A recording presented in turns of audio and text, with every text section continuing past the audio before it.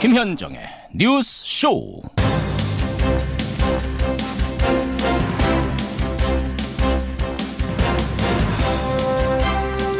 국정원으로부터 받은 특수활동비, 그건 박근혜 전 대통령의 지시로 받아 쓴 것이다.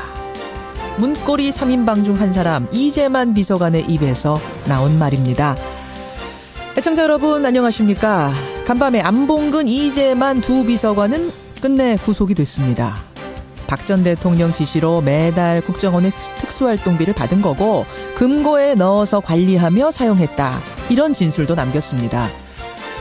국정원 상납 얘기가 처음 나올 때 예상했던 그 시나리오가 참 불길하게도 점점 맞아떨어지고 있죠. 박근혜 전 대통령, 지금까지 단 한 푼의 사적인 이익도 추구하지 않았다고 주장해왔는데 이 특활비에 대해서는 어떻게 설명할지, 또 이 돈이 어디까지 흘러갔을지, 국정농단 사태가 새로운 국면으로 접어드는 느낌입니다. 자유한국당은 오늘 박근혜 전 대통령의 출당을 최종 결정할 최고위원회를 여는데요. 오늘도 참 뉴스가 많은 아침이네요. 김현정의 뉴스쇼 출발합니다.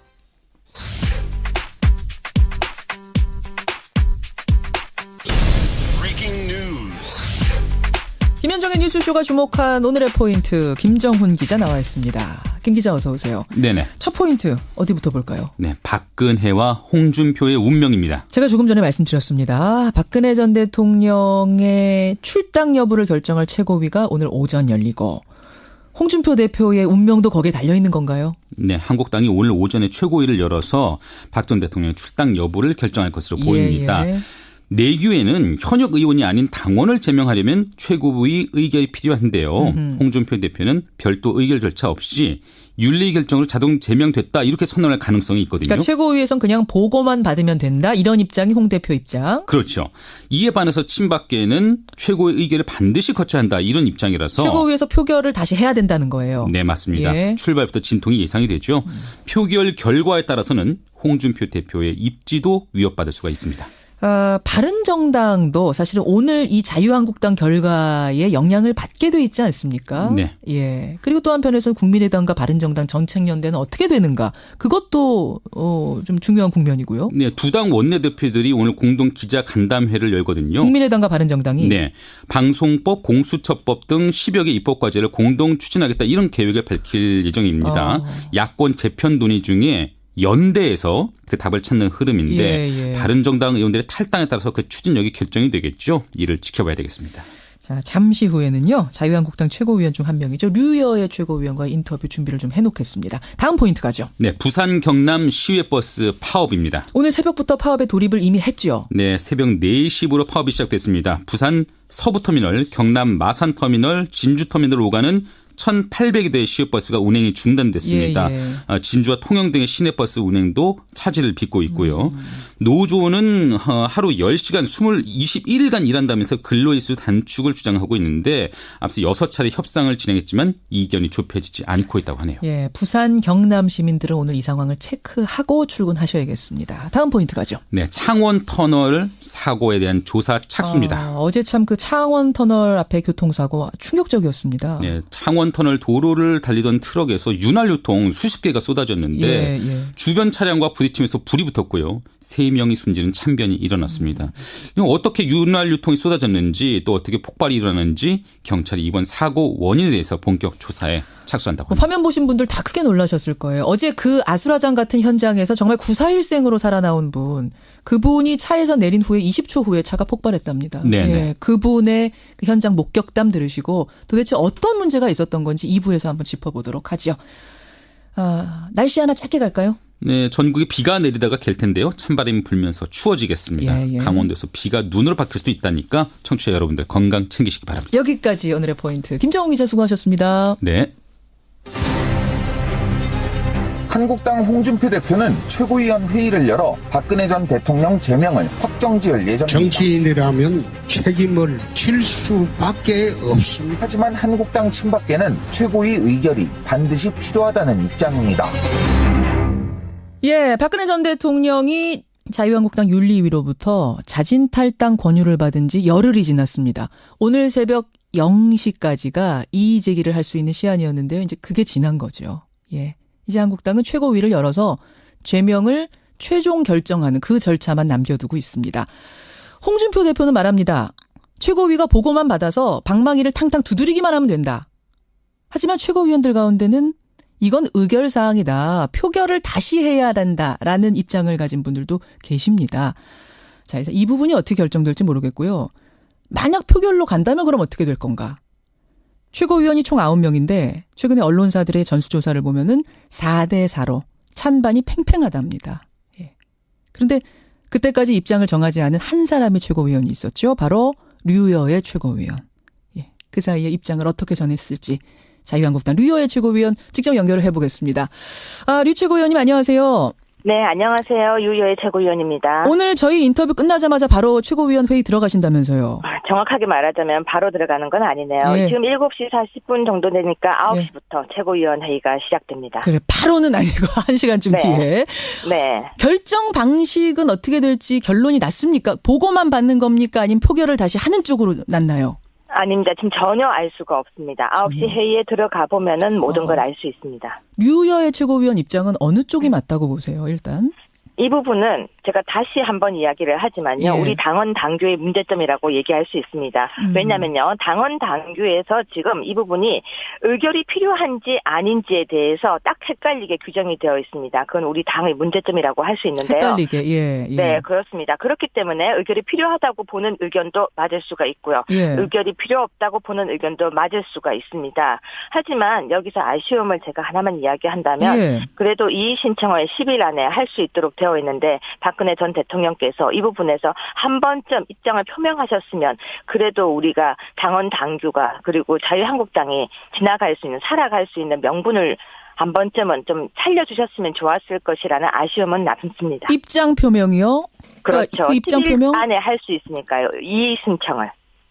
그러면 이의 신청을 하시든 아니면 자진탈장 쪽을 하시든 어느 쪽이든 입장을 좀 표명하셨었으면 어떻겠느냐 이 말씀. 그렇죠. 왜냐하면 그전에도 제가 이런 말을 한 적이 있습니다. 우리 자유한국당에서 그전에 예. 좀 더 여러 번 박근혜 전 대통령에게 예. 이런 부분에 대해서 말씀을 드리고 의논을 드리고 좀 권유를 드리고 하는 모습을 보였으면 어떨까라는 아쉬움이 있었는데 예. 이 역시 마찬가지입니다. 탈당 공고를 받고 예. 10일 동안 본인에게 주어진 권한이 있는 거죠. 왜냐하면 이의 신청 기간이니까요. 알겠습니다. 그 기간 동안 본인의 모습을 한 번만 보여주셨으면 좋았을 거라는 한 번만이라도. 아쉬움은 남는다는 것이죠. 그래요. 근데 어쨌든 뭐 의사 표명 안 하고 열흘이 그렇죠. 지났습니다. 오늘 네. 결정을 해야 됩니다. 일단 류여의 최고위원은 표결로 가야 된다고 보세요? 그 부분도 저 역시 법학 류 최고위원님? 네, 안 들리십니까? 예. 지금 괜찮습니다. 예, 네, 법학자로서 네. 보시기에. 네, 저는 법학자이기 때문에 예. 이 부분이 굉장히 고민스러운 부분입니다. 어허. 해석을 하자면 예. 간주 규정이 되기 때문에 정말 표결을 갈 수도 있고 안 갈 수도 있기 때문에 어제 밤까지도 계속해서 제가 어떤 것이 정말 법학자로서 해석을 할 수 있을까를 고민했었습니다. 예. 그런데요. 진짜 여기서 방송에서 제가 말씀드리기에 참 애매한 답일 수 있겠지만 이 부분은 다시 한번 들여다봐도 애매모호한 규정입니다. 다시 봐도 결론 못 내리셨어요. 표결이 맞는지 그렇습니다. 보고가 맞는지. 네. 그럼 알겠습니다. 일단 그렇게 들어가셨어요. 들어갔다가 홍 대표가 이거는 대표 직권으로 볼 때 보고사안이다. 네. 보고만 받고 끝내겠다. 제명이다. 이렇게 된다면 그거는 승복하셔야 된다고 생각하세요. 최고위원들이? 그 부분에 대해서는 저는 이런 부분을 지적할 수 있겠죠.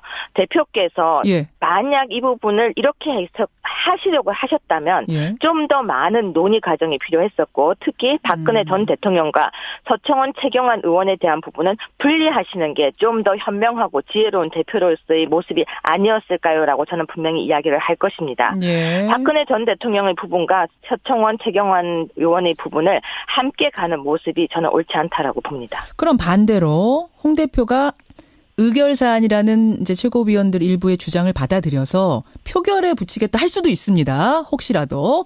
네. 그렇게 되면 최고위원 한 사람 한 사람의 뜻이 중요해지는데 네. 이제 보셨겠지만 며칠 전에 이제 언론사들 조사에선 4대4였어요. 네. 출당에 찬성한다. 박근혜 전 대통령 출당 찬성이 홍준표, 이철우, 이종혁, 이재영. 네. 출당 반대가 정우택, 김광림, 김태흠, 이재만 최고위원. 이렇게 4대4. 네. 류여회 최고는 보류. 네. 지금은 입장 정하셨죠. 이제 뭐 1시간 반밖에 안 남았으니까.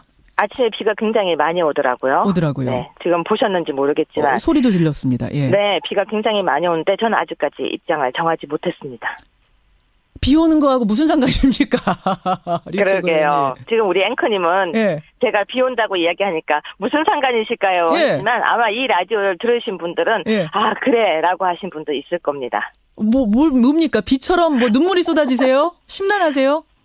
심란하죠. 이건 굉장히 중요한 저희 당으로서는 중대체한 문제입니다. 예. 심란한 정도가 아니고 아쉽고 가슴 아프고 왜 이런 상황까지 됐는지도 안타깝고 예. 이 상황까지 오게 했던 모든 정치인들과 박근혜 전 대통령께도 원망은 생기죠. 저라고 왜 그런 생각이 없겠습니까? 그럼 마음속에 지금 오늘 아침에 펑펑 내리는 비처럼 눈물이 쏟아지시는 거군요. 가슴이 저도 찢어집니다. 제 마음이 지금 인터뷰하기에도 사실은 마음이 너무 아픈데 인터뷰를 하고 있으면서도 예. 갈등과 범민과 그리고 보수 우파 모두가 오늘 똑같은 마음일 겁니다. 비 보면서 아마 똑같은 마음을 가지고 있을 겁니다. 예. 그 최종 결정 그럼 아직도 못 하신 거예요? 정말 못했습니다. 정말 못 하셨어요. 결정 근데 정말 하긴 못했습니다. 표결에 붙여지면 하긴 하셔야 돼요. 어느 쪽이든 기권하시려고요? 들어가서는 저는 기권하지 않습니다. 제 한 표 당연히 쓸 겁니다. 예, 하지만 예. 모든 것은 명분이 있어야 되고요. 그 명분은 예. 대한민국과 보수 우파를 위한 것이어야 됩니다. 그렇죠. 그렇기 때문에 제가 아주 신중에 신중을 기하고 있는 것이고요. 저는 어떤 명분이나 예. 아니면은 어떤 이익을 위해서 절대 선택하지 않습니다.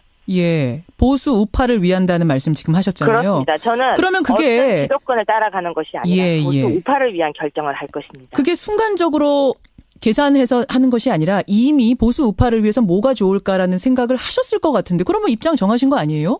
아닙니다. 보수 우파를 위해서 어떤 것이 가장 좋을까에 대한 고민은 한순간에 할 수 있는 것이 아니라 이때까지 입장을 잠적해 왔었고 그러니까요. 그 결과는 예. 마지막 그 장소 그 순간에 각자의 이야기들을 들으면서 결정을 할 수 있는 것입니다. 왜냐하면 정말 거기 예. 계신 분들이 당을 위해서 하고 있는 것인지 아니면 개인의 이익을 위해서 하는 것인지 좀 더 마지막 고민이 필요한 것입니다. 다른 분들은 여전히 4대 4가 맞습니까? 전 그 부분도 잘 모르겠습니다. 왜냐면요. 예. 저한테 정확하게 제 입장을 물어본 인터뷰 기사는 제대로 나간 적이 없습니다. 예. 그래서 다른 분들도 예. 정말 정확한 인터뷰 결과인지는 오늘 들어가서 물어보겠습니다. 그래요. 어떤 분들은 그러세요. 류호의 최고위원은 사실은 홍준표 대표와 아주 가까운 사이로 알려져 있는데 그렇다면은 사실은 출당 찬성의 표를 던지는 게 맞는데 네. 태극기 집회 현장 취재 나가셨다가 지지자들의 원성을 듣는 해프닝이 있었잖아요. 그때 조금 폭력 사태도 있고. 네.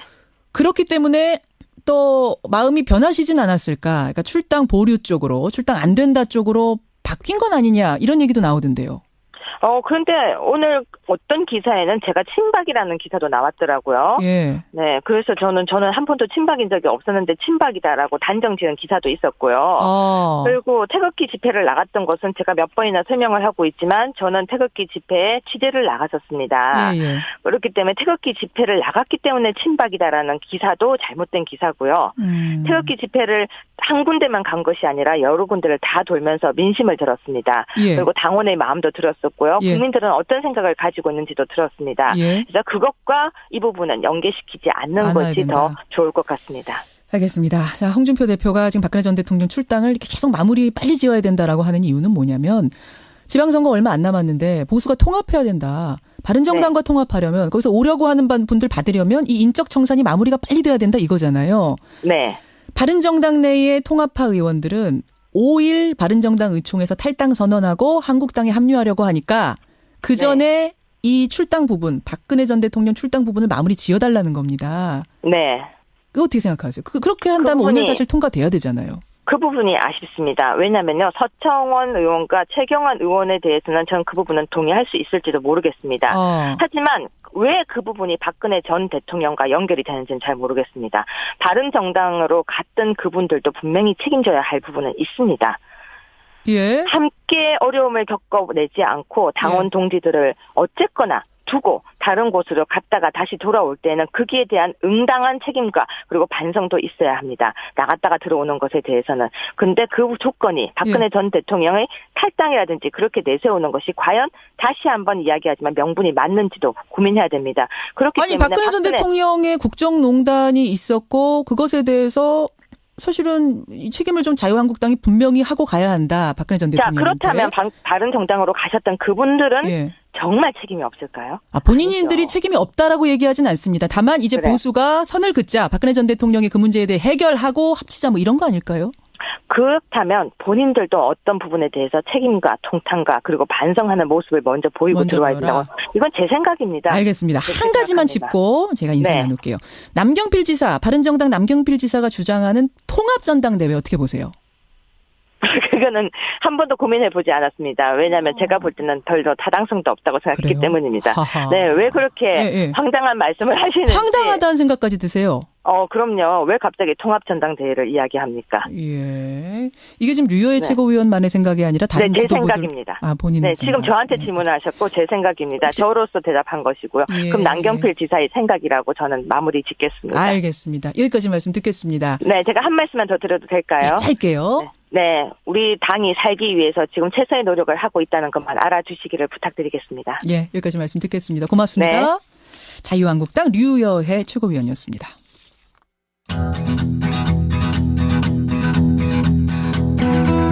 김현정의 뉴스쇼는 청취자 여러분의 참여로 이루어집니다. 트위터, 페이스북, 레인보우 게시판, 그리고 단문 50원, 장문 100원의 유료 문자 샵 1212, 우물정 1212 통해 참여하실 수 있습니다.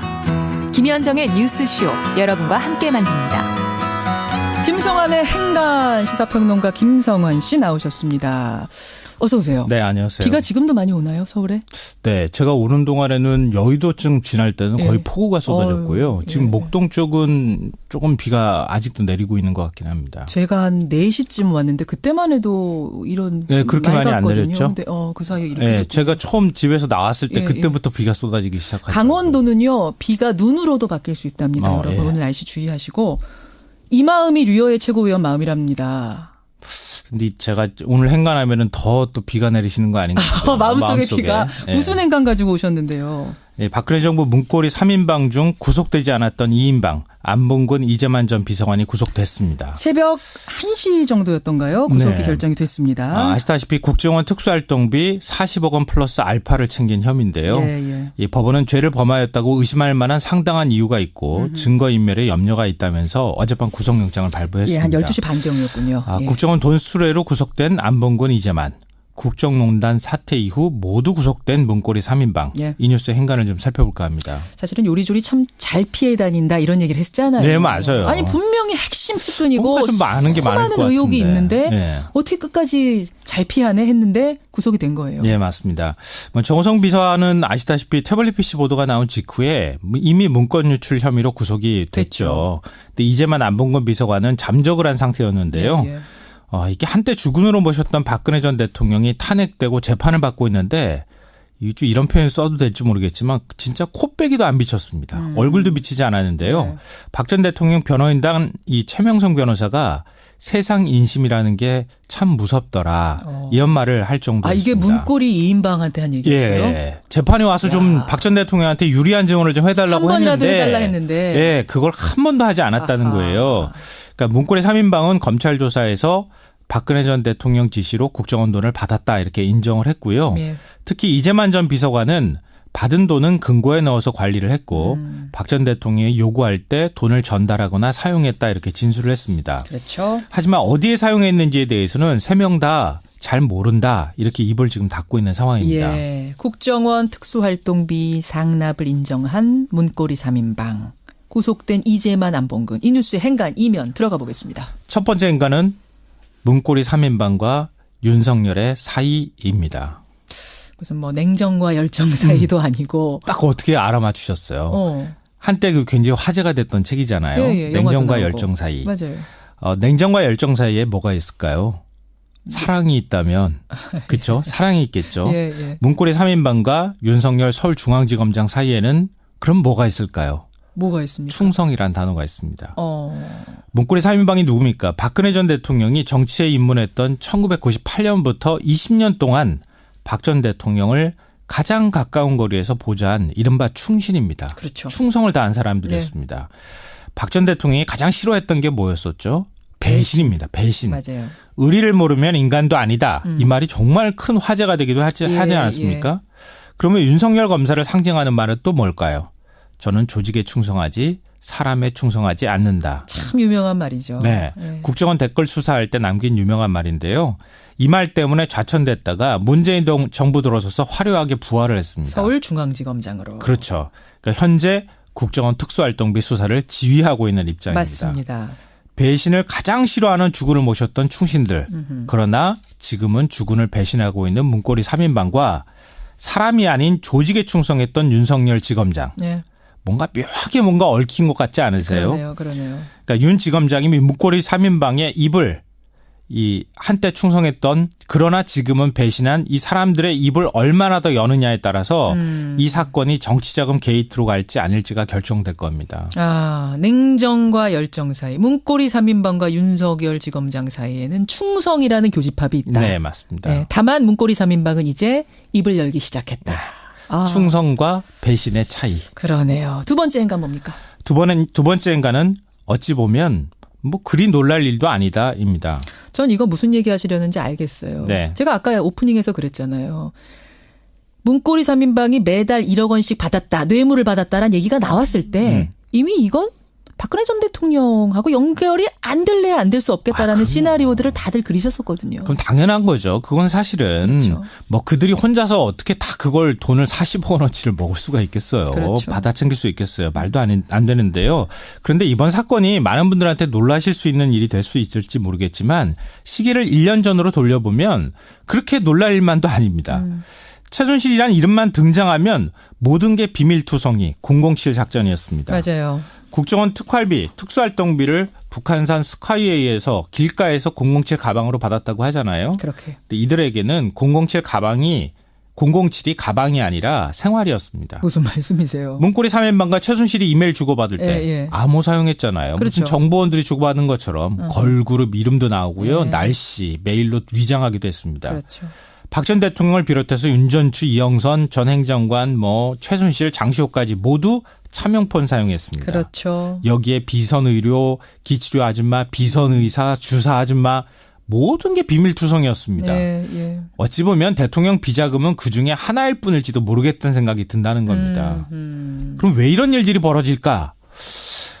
최태민 때부터 시작된 박근혜 전 대통령과 최순실 일가와의 관계? 뭔가 비밀스러움? 예. 사람을 믿지 못했던 박근혜 전 대통령의 스타일 때문은 아닐까. 아. 그 사람을 못 믿기 때문에 청와대 안에 있는 사람조차 못 믿었고 청와대 돈조차 못 믿어서 국정원 특수활동비까지 당겨서 썼던 것은 아닐까. 이런 여러 가지 의문이 든다는 지금 겁니다. 문고리 3인방이 박근혜 전 대통령 지시로 1억 원씩 받았다 매달까지는 얘기를 했는데 그게 어디로 쓰였는지는 난 모르겠다고 그랬거든요. 그렇죠. 근데 이 쓰인 곳 사용처가 나오면 우리가 더 한 번 기가 막힐지도 모르겠어요. 더 비밀스러운 일이 나올지 지금 이제 모르겠어요. 경찰이 수사하고 있고 알려지진 않았습니다만 지금 합리적인 의심이 나오기로는 옷값이라든지 기치료, 피부과 치료 이런 것에 쓴 돈들. 그러니까 제가 지금 이 돈일 말씀드렸던 가능성이 것과 아주 연결되잖아요. 크다라는 이야기가 나오고 있는 거죠. 네, 맞습니다. 박근혜 대통령은 분명 국가로부터 월급 받았습니다. 봉급 그렇죠. 받았어요. 2억 원씩 받았어요. 그걸로 하면 되는 거였는데 왜 이것을 받아서 이런 뇌물, 이 국민의 세금으로 그걸 썼는가라는 부분이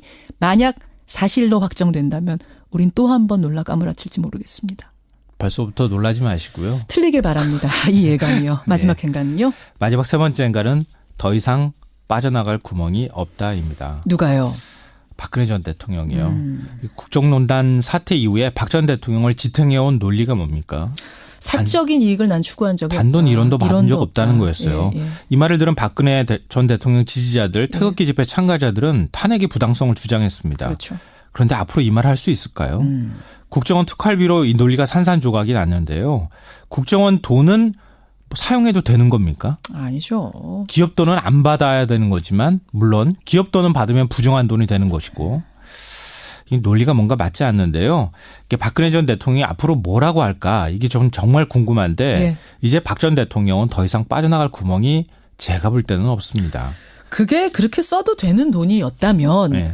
국정원 기조실장이 007 가방에다 현금 따발로 넣어서 빙빙 돌다가 은밀하게 전해줬을 이유가 없죠. 그렇죠. 그렇죠. 그냥 갖다 줬겠죠. 거기서부터 이게 냄새가 나는 돈이었다라는 얘기를 할 수밖에 없는 상황. 예. 김성환 씨 네. 수고하셨습니다. 네, 고맙습니다. 비 잘 뚫고 조심해서 가세요. 네, 알겠습니다.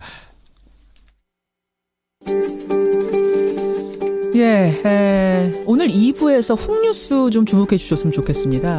MB 정부 시절에 우린 BBK니 도곡동 땅 의혹이니 다스 얘기하고 있는데 잊지 말아야 할 한 가지가 더 있다고 합니다. 그 이야기 2부에서 함께하죠.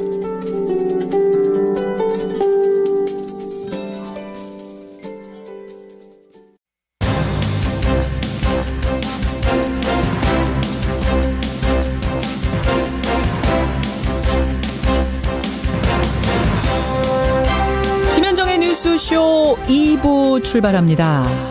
어제 창원 터널 교통사고 보고 많은 분들 놀라셨을 텐데요. 마치 전쟁터를 방불케 하는 현장의 모습이었습니다.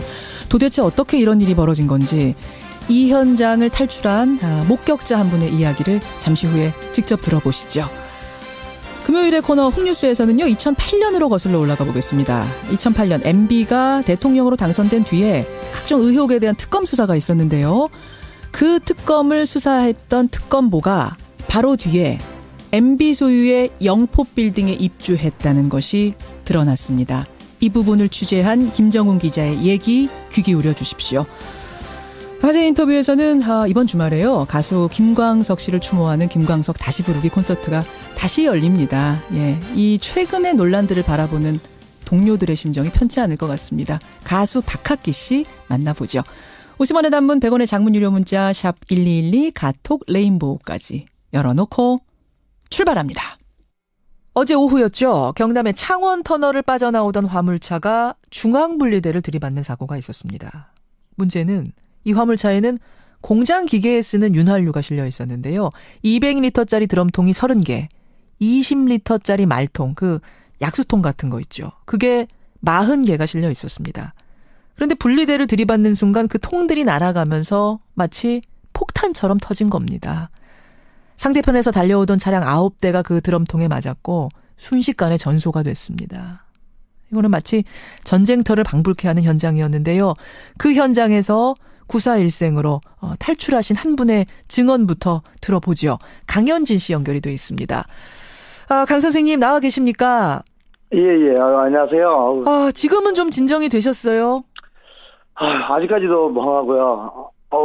정말 너무 순식간에 일어난 일이라서. 예. 어디 다치신 데는 없으시고요? 예, 저 약간 그을리긴 했는데, 돌아가시고 크게 다치신 분들에 비하면 아무것도 아니죠. 아이고. 그러니까 어제 그 현장에 강현진 씨는 어느 쯤에 계셨던 거예요?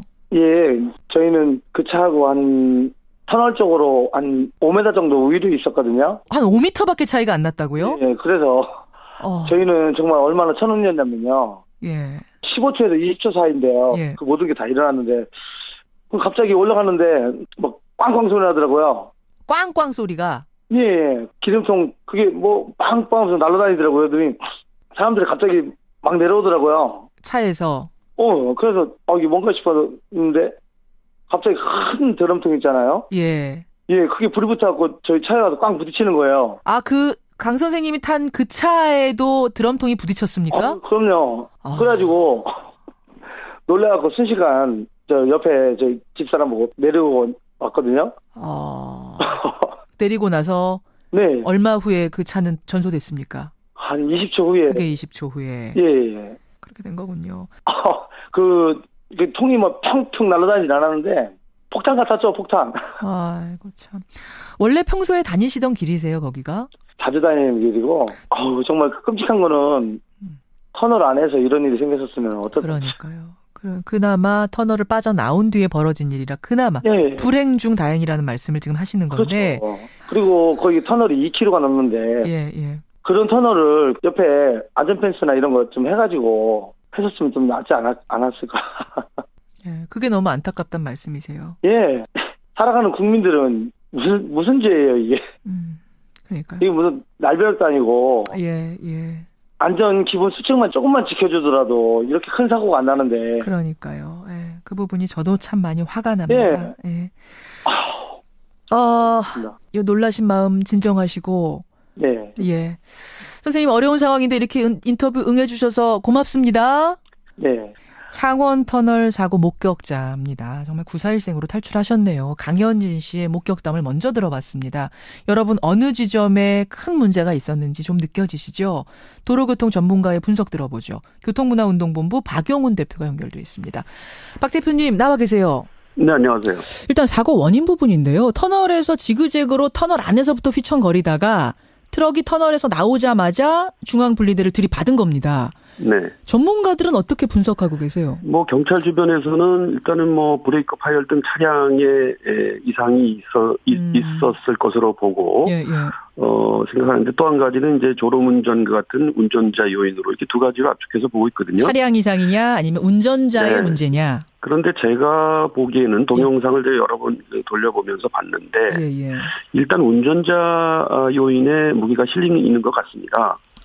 물론 이제 차량 전매 감식을 해서 브레이크 파열 같은 건 조사를 해보면 나오겠습니다만은 일단 만약에 차량에 이상이 있어서 특히 브레이크가 듣지 않는 그런 상황이 됐다면 고령이긴 하지만 76세 정도면 운전을 꽤 오래 하셨을 것 같고 그렇죠. 경험이 많으셔서 정신 상태가 온전한 상황이라면 차량의 이상을 주변 차량에 알리는 본능적으로 그런 조치를 취하거든요.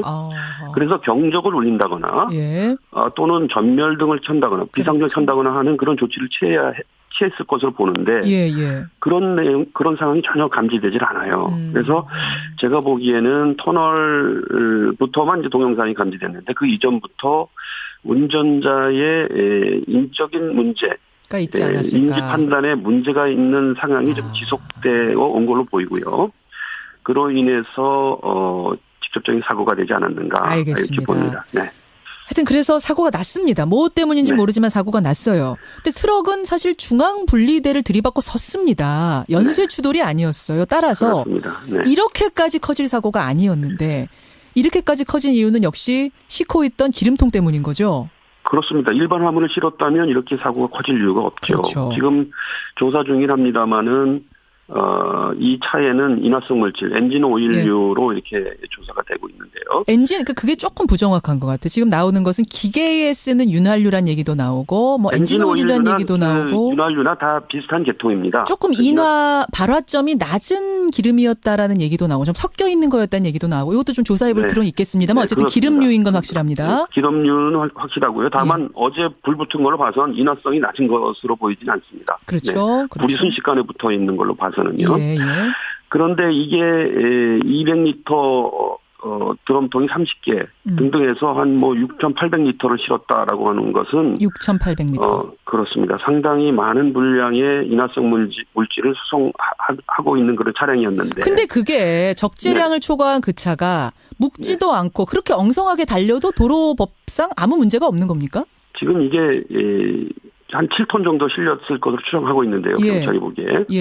근데 5톤 차량이라고 해서 5톤만 실으라는 것은 아니거든요. 그건 아니군요. 그렇습니다. 그래서 도로교통법상에는 사실은 10%를 더 실을 수 있도록 5.5톤까지 실을 수 있게 돼 있는데 사실은 도로법입니다. 도로법에는 총 중량 40톤, 축중량 10톤에서 대체로 5톤 화물 차량들이 한 7, 8톤은 보통 싣고 다닙니다. 그래서 이것은 사실은 일상적으로 일반 화물이라면 큰 문제가 없었을 수도 있어요. 사실은.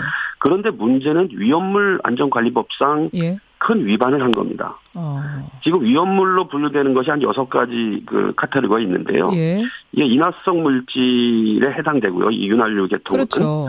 그리고 이것은 그 인화성 물질 7개 중에 6번째인 그 제4석유류에 속하는데. 그러니까 어떻게 하고 다녔어야 되는 거예요, 그거를? 네, 그렇습니다. 이 기준은 이제 6,000리터까지는 위험물 운송 차량, 위험물 운전 지정자가 하지 않아도 되도록 이렇게 규정이 되어 있는 겁니다. 6,000톤까지. 근데 지금 6,800리터니까 이것은 위험물 운송 차량과 자격을 갖춘 그런 운전자가 이것을 수송했어야 되는 것이죠. 일단 자격을 가진 사람이 했었어야 되는데 지금 그렇지 않은 것으로 일반 화물로 수송했다는 것은 법 위반 사항이죠. 그러니까 사전에 화주나 운전자들이 어떤 경제적인 요인 때문에 이게 싸거든요. 일반 화물로 가는 것이.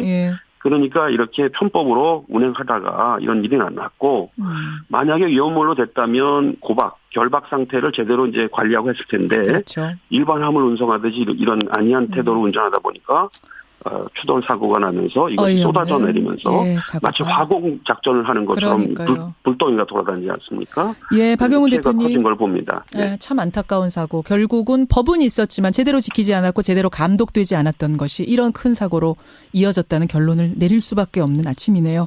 여기까지 말씀 듣겠습니다. 고맙습니다. 네, 예, 교통문화운동본부 박영훈 대표였습니다.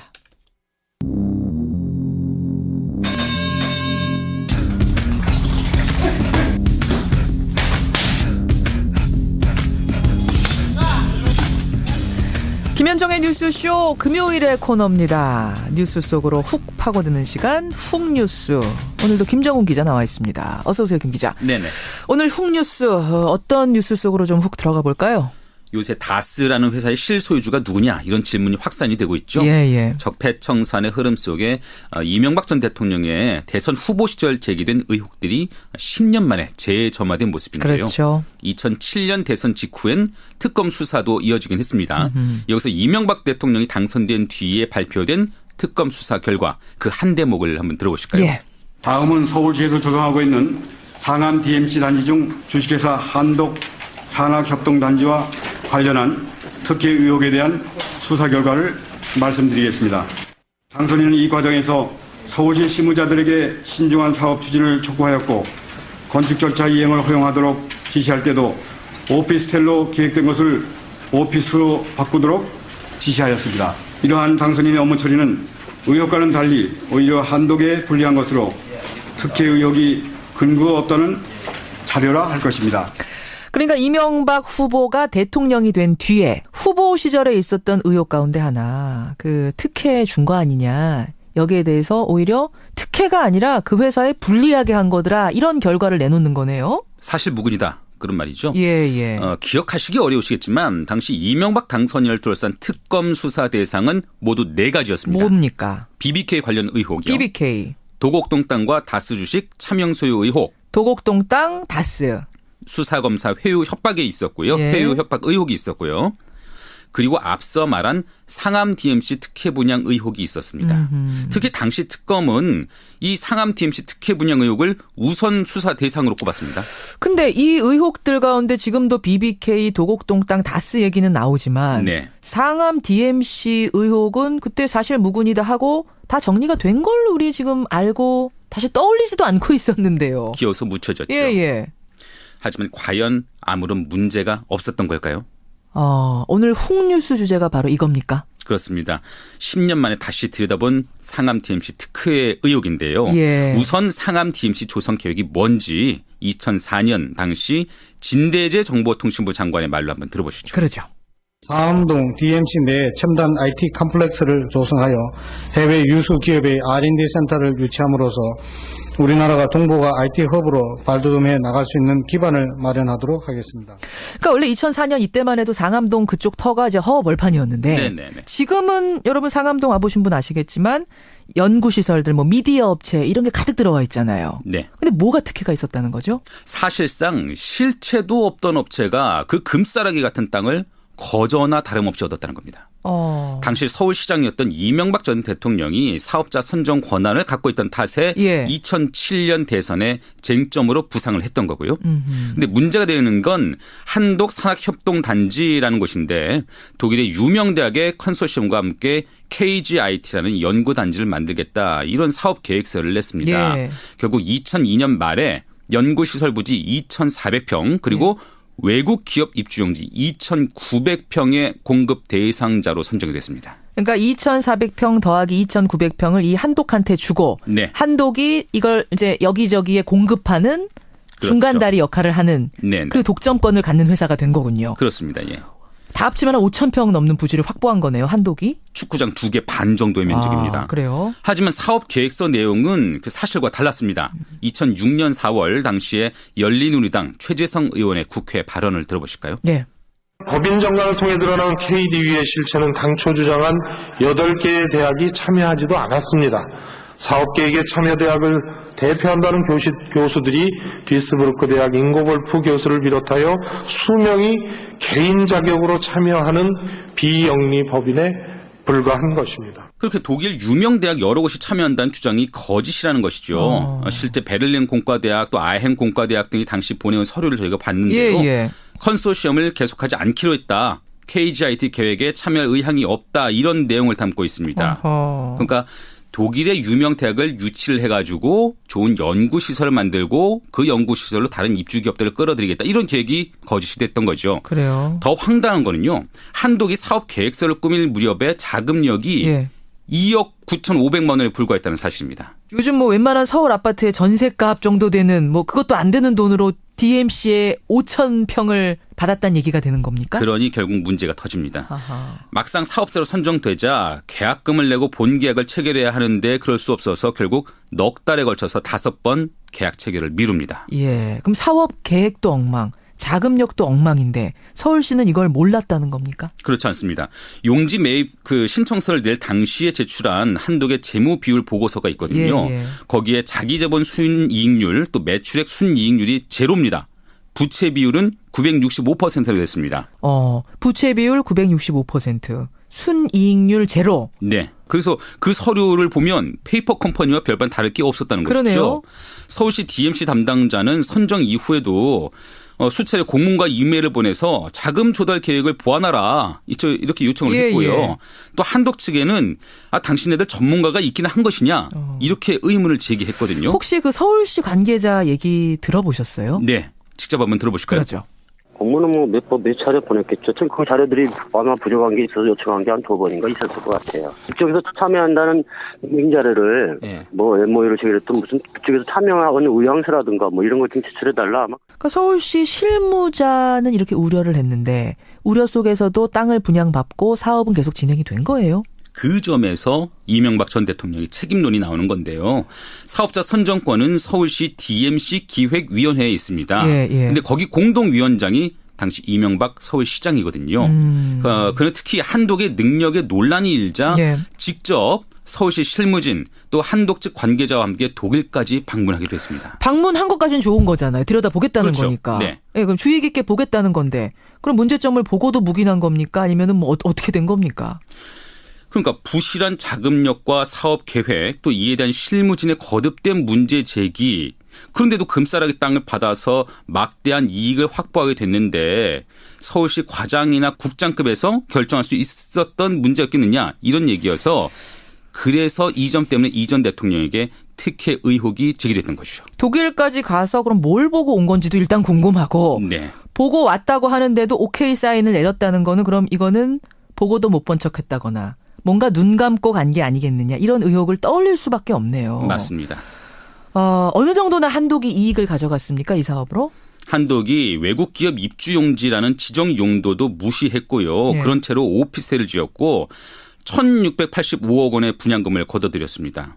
그런 와중에 독일 대학들과 손잡고 연구단지를 만들겠다 이런 사업 계획은 온데간데 없어졌죠.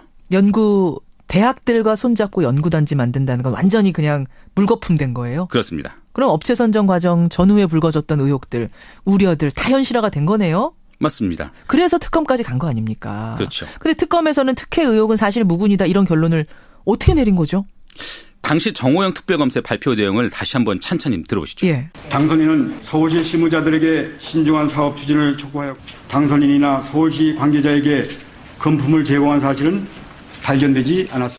건축사 이모 씨는 공사감리 및 사용승인 신청 과정에서 감리 완료 보고서, 현장조사 보고서를 허위로 작성한 혐의도 인정되어 건축법 위반 혐의로 검찰에 통보할 예정입니다. 그러니까 부실 기업이 2억 9천만 원 들여가지고 1,600억 넘는 수익을 냈는데 이거를 허용해준 서울시장이나 서울시 관계자 누구에게도 비위 혐의는 발견하지 못했다. 어떤 뇌물이 간 증거도 찾지 못했기 때문에 결국은 그냥 사실무근, 무혐의 이렇게 끝난 거예요? 그렇습니다. 그런데 이런 특검 결과가 곧이어서 몇 달 뒤에 뒤집어졌습니다. 여론의 관심에서 비껴나 있긴 했지만요. 서울시 DMC 사업기획팀장이 한독 측으로부터 3천만 원이 넘는 뇌물을 받은 혐의로 구속된 거죠. 그러니까 DMC 사업기획팀장이면 이제 팀장급 하나가 3천만 원 받은 혐의로? 최소한 그 정도의 뇌물 수수가 드러난 것이죠. 그럼 일단 서울시 누구에게도 금품 준 사실이 확인되지 않았다는 거는 깨진 거네요? 그렇습니다. 한독과 서울시 사이 검은 돈 거래에 꼬리가 일단 밟힌 겁니다. 예. 또 처음부터 뒷돈 수수 의심을 품은 당시 야당은요. 고발장에서 증빙 서류까지 제출해가면서 한독의 자금 200억 원 정도가 증발됐다. 이를 수사해달라 했지만 특검은 수사 결과 발표 때 이에 대해 아무런 언급을 하지 않았습니다. 한독의 자금 200억 원. 아까 자본력은 한 3억밖에 안 된다고 하는데 그 후에 뭐 분양 수익을 걷어들인 그 자금 가운데. 그것 가운데 뇌물수수 사실은 포착하지 못했다. 이상한 자금 흐름에 대해서는 결론도 내리지 못했다. 결국 이렇게 되면 수사가 부실했다는 뭐 이런 합리적인 의심밖에 안 되네요. 그 점에 대해서는 당시 특검팀 관계자의 해명을 한번 들어보시죠. 예. 그 당시에는 40일이었으니까 주어진 시간이 많다 부족한지 아닌지 모르겠는데 계좌 추적으로 그 뇌물 수사하기 위해서는 계좌 추적을 계속 진행돼 있어야 되는데 그 당시 많이 저희 계좌 추적이 진행이 좀 충분치 않았던 상황이죠. 그 당시에는 상암 DNC가 중요한 게 아니라 김경준이 그거 아니었나요? BBK 그 부분이었죠. 그래서 그게 주가 됐고.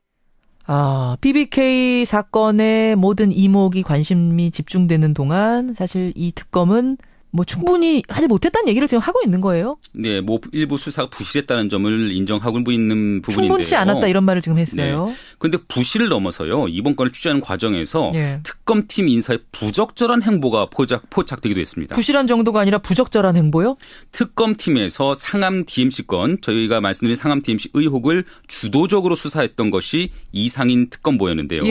특검이 끝나자마자 다른 변호사들과 함께 법률사무소를 연 것이 바로 서초동 영포빌딩이었습니다. 영포빌딩 이거 많이 들어본 건데 이명박 전 대통령 소유였던 곳 아니에요? 맞습니다. 바로 그곳인데요. 현재는 청계재단 소유죠. 그렇죠. 거기죠. 특검 수사를 마친 이 변호사가 수사 대상자 소유 건물에 들어앉은 겁니다. 이 변호사는 또 그 이듬해인 2009년에는 이명박 전 대통령이 있던 한나라당 추천을 받아서 KBS의 이사가 되기도 했습니다.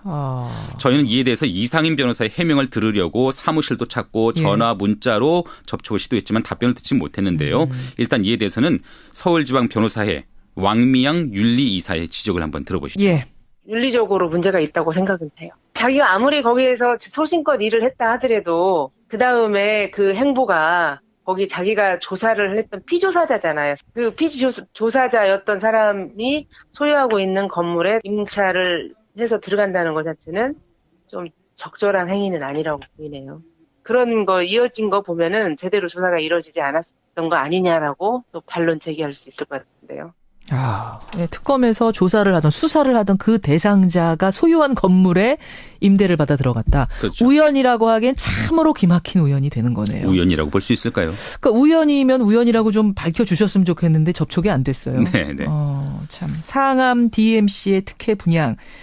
이것도 납득이 안 되지만 이 특검의 수사 결과도 잘 납득이 안 되고 그 이후에 이 특검부의 행보도 찜찜하네요. 그렇습니다.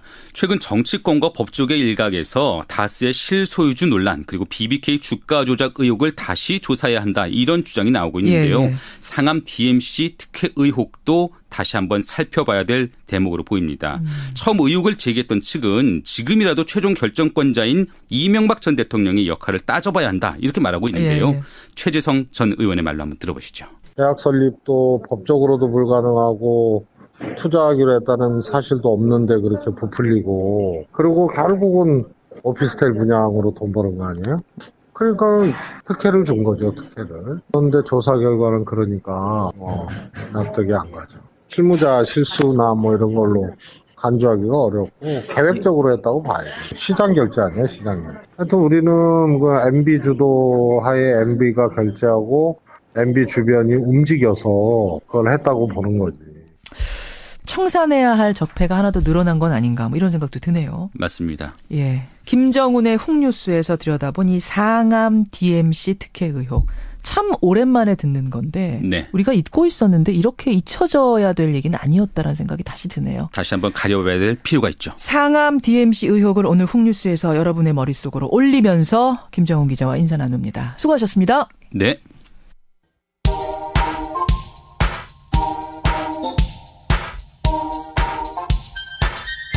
김현정의 뉴스쇼 CBS 라디오와 함께하고 계십니다. 저는 퇴근길 시사자키 정관용입니다.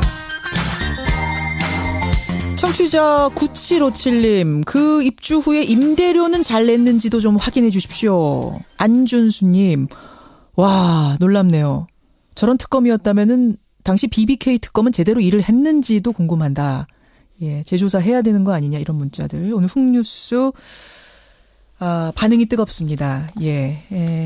좀 큰 사안이네요. 권영철 선임 기자. 네, 안녕하십니까. 우리가 여태까지는 몰랐던 거잖아요. 그러니까 MB의 의혹을 조사했던 특검의 특검보가 해산한 후에 MB네 빌딩으로 입주했다. 뭐 우연일 수도 있겠습니다만 우연이라기엔 참 기막힌 우연. 그 우연도 참 어제 뭐 취재하는 과정에 옆에서 좀 쳐다보기도 하고 도움을 주기도 했지만은 좀 문제가 크고요. 그러게요. 삼성 특검도 조준홍 삼성 특검도 문제가 심각했습니다. 그래요. 자, 요 이야기 오늘 파장이 상당할 것 같습니다. 훅뉴스 먼저 들으셨고 Y뉴스에서는 뭐 가지고 오셨어요? MBC, KBS 파업과 관련된 얘기입니다. 이제 어제가 60일, 오늘이 61일째거든요. 예.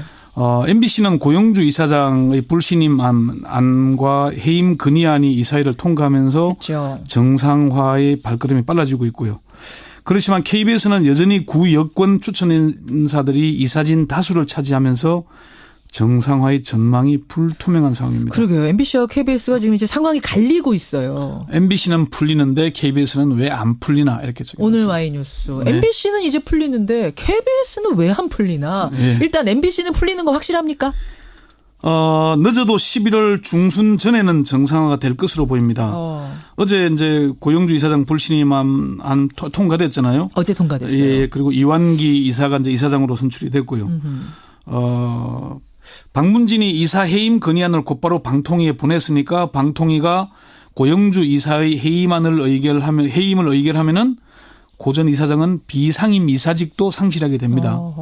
예, 일단 그렇게 되면은 11월 어제 이제 김장겸 사장 해임안이 11월 1일 제출이 됐습니다. 예, 예. 11월 1일인데 여기에 7일 전에는 통보가 돼야 되거든요, 이사들에게. 그러면 11월 8일에 임시 이사를 열 수 있습니다. 열어서 해임안 통과. 11월 8일 날 통과되면은 노조는 김장겸 해임안이 뭐 이제 가결되면은 곧바로 복귀할 예정이니까 11월 8일 아니면은 11월 10일 지금 뭐 야권 이사 3명이 해외 출장이 오래전부터 잡혀 있다고 합니다. 예. 그것 때문에 아직 안 정해져 있는데요. 11월 8일 내지는 10일 정도면은 그 MBC는 그렇죠. 그게 먼저 뭐 노조 다시 복귀 투표를 할지 모르겠지만은 그 정도 선에서는 MBC 파업 사태는 해결되지 않겠나 이렇게 봅니다. 자, 이렇게 해서 MBC는 여러분 풀려가고 있습니다. 풀렸습니다. 네. 근데 KBS 어떻게 되는 거예요? KBS는 아직도 실마리가 잡히질 않고 있습니다. KBS 이사인 성공회대 김서중 교수는 현재로서는 전망이 밝지 않다. 언제 KBS 파업 사태가 해결될 수 있을 거냐 했더만은 예상이 가능하지 않다. 이렇게 예상도 안 된다. 네. 방통위 한 고위 관계자도 지금 단계에서 KBS 파업 사태 해결 전망을 하는 것은 어렵다. 해결 전망이 그러니까 기미가 지금으로선 전혀 안 보인다는 얘기입니까? 예. KBS 노조 측 관계자도 지금으로서는 뭐라고 말하기가 어렵다. 이렇게 얘기를 했습니다. 왜 그런 겁니까? 무슨 차이입니까? 일단 그래도 뭐 이제 나름대로 물밑에서는 많은 움직임이 있는 것으로 확인이 되고 그래요? 있습니다. 일단 구여권 이사 7명 중 1명이 사퇴를 하면서 이사진 구성이 이제 7대4에서 6대5로 바뀌었잖아요. 어제 조용환 변호사가 이사로 선임이 됐거든요. 예. 이게 이제 방통위가 임명을 하면 되는데 야권 성향의 6명 중 한두 명이 지금 사퇴를 고심하고 있다는 말이 들립니다. 야권 성향이라는 건 지금 야권이니까 구여권. 예, 그렇습니다. 전 정부에서 여권이었던 성향의 이사들. KBS 이사회 측 관계자는 일부 이사들이 사퇴할 것이라는 관측이 있지만은 오뚜기처럼 흔들리는 척하다가 바로 서고 흔들리는 척하다가 바로 서고 하면서 진전이 없다 이렇게 얘기를 했습니다. 또 이인호 이사장이 자진 사퇴할 가능성에 대해서도 얘기가 좀 들리고 있고요. 그래요. 고대영 사장이 동계올림픽의 중계 차질을 막기 위해서 스스로 결단할 것이라는 그런 얘기도 그런 나오고. 소문도 나오고. 예. 그러면 지금 11월 3일이죠. 네. 11월 안에 어떻게 해결이 날 수도 있을까요? 그렇게 돼야 되지 않겠습니까? 김서중 이사는 파업이 2달이 넘었고 방송 파행도 심하다면서 늦어도 11월 말 또는 12월 초에는 결말을 내야 하지 않겠나 이렇게 얘기를 했고요. KBS 국장급 관계자도 11월 안에는 파업이 끝나야 한다. 저건 뭐 다들 10일 안에는 끝내야 된다 그러는데 어떻게 풀지는 아직 바로 그 부분이죠. 네. 전망은 지금 해주셨어요. 네. 참 어렵다. 11월까지 했으면 좋겠는데 이게 쉽지 않다. 왜요? 왜 KBS는 이렇게 안 되는 겁니까? MBC와 KBS의 차이이기도 하고요. 김장겸 사장과 고대영 사장의 그동안의 행적에서도 차이가 나기 때문입니다. MBC 사장과 KBS 사장의 행적이 다르다? 이게 뭐 좀 뭐라고 표현해야 될지 모르지만은 공영방송이 망가진 게 MBC가 훨씬 더 망가졌고 KBS는 덜 망가졌다 정도의 차이 아마 그런 얘기를 하는 걸 겁니다. 정도의 차이. 예.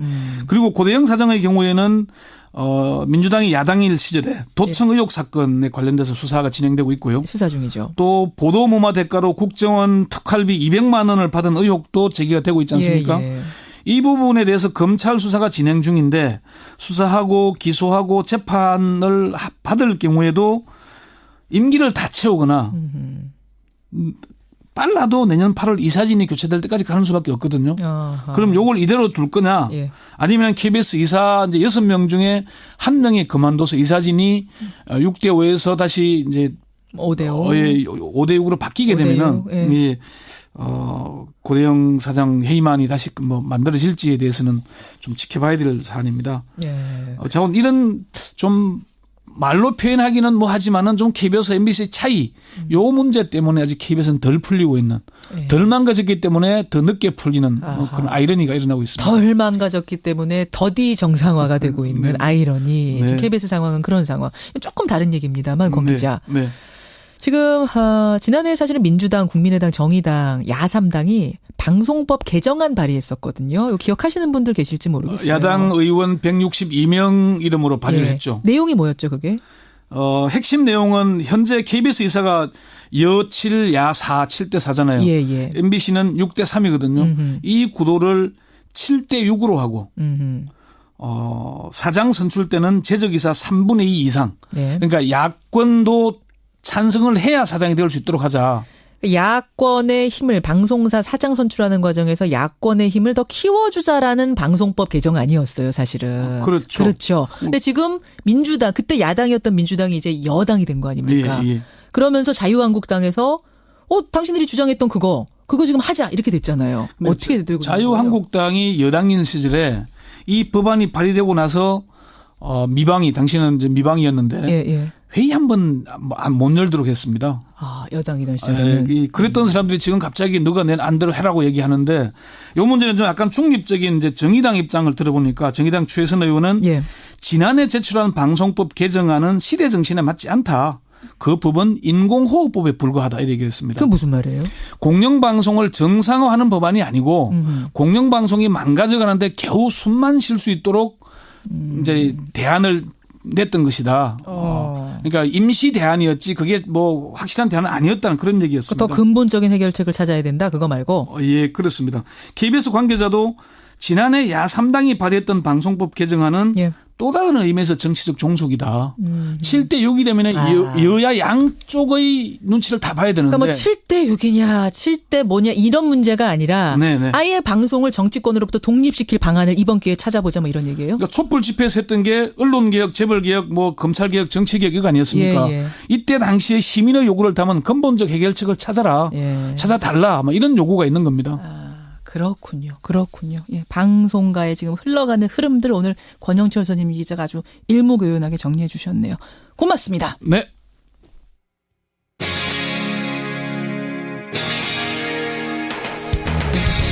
여러분께서는 지금 CBS 라디오 김현정의 뉴스쇼를 함께하고 계십니다. 쌀쌀한 요즘 날씨하고 참 잘 어울리는 목소리죠. 고 김광석 씨. 이번 주말이면요. 고 김광석 씨를 추모하는 김광석 다시 부르기 공연이 전주에서 열립니다. 가수 김광석 씨와 잘 친했던 동료들이 김광석 추모 사업의 일환으로 그간 꾸준히 이어왔었던 건데 최근에 이 김광석 씨 죽음을 둘러싼 의혹, 논란 크게 일면서 사실은 콘서트 잠깐 쉬었고요. 이제 다시 여는 겁니다. 아마도 이 논란의 와중에 여는 공연은 그 느낌이 사뭇 다를 것 같은데요. 오늘 화제 인터뷰 고 김광석 씨의 참 막역한 친구였습니다. 가수 박학기 씨 만나보죠. 박학기 씨 안녕하세요. 안녕하세요. 반갑습니다. 반갑습니다. 공연 준비는 잘 돼가세요? 네, 뭐 열심히들 하고 있고요.